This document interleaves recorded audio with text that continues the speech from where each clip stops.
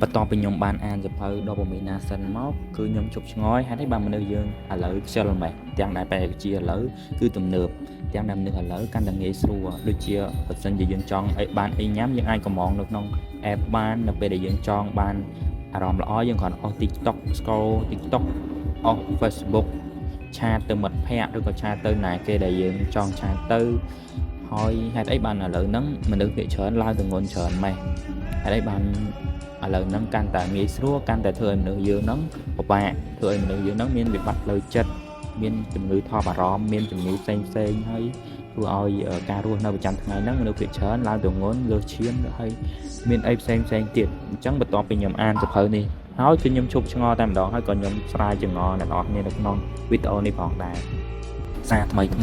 កាហ្វេ TikTok YouTube Time Score នំ burger អីផ្សេងទៀតបារី hamburger cheese កុកភេសជ្ជៈកំប៉ុងមើលអីផ្សេងភាសាការដឹកដល់ផ្ទះការមើលភេសជ្ជៈកំប៉ុងការលេងហ្គេមសប្បាយការមើល Netflix ការមើលអីដែលជា social media នៅក្នុងទូរស័ព្ទស្វាគមន៍មកកាន់ Dopamine សិនជាលើកដំបូងក្នុងប្រវត្តិសាស្ត្រមនុស្សយើងរស់នៅក្នុងស្ថានភាពចម្លែកមួយ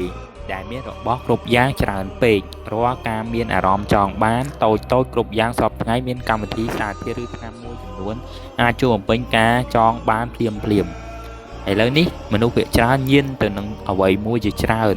និងវាត្រូវបានគេចាត់ទុកថាធម្មតាប៉ុន្តែវាមិនមែនជាអ្វីដែលធ្វើឲ្យយើងសុខសប្បាយទេនៅក្នុងវីដេអូនេះខ្ញុំនឹងចែករំលែកអំពីចំណេះដឹងសំខាន់3ចំណុចដែលខ្ញុំទទួលបាននៅក្នុងសៀវភៅ Dopamine ដោយវេជ្ជបណ្ឌិត Anna Lim Kay បន្តទៅប្រសិនបើអ្នកចង់ដឹងថាហេតុអ្វីបានជាប្រព័ន្ធ Dopamine របស់មនុស្សសពថ្ងៃនេះត្រូវបាន deepfake និងអ្វីដែលអ្នកអាចធ្វើដើម្បីស្ដារតុល្យភាពវិញនិងប៉ះទង្គិចផ្លូវចិត្តឲ្យប្រសើរឡើងវិញ Dopamine ជាអរម៉ូន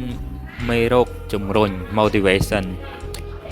វាជាអ្វីដែលជំរុញឲ្យយើងចង់ធ្វើអ្វីមួយឧទាហរណ៍ចង់រកអាហារពេលឃ្លានចង់រកគូស្នេហាឬចង់ស្វែងយល់អ្វី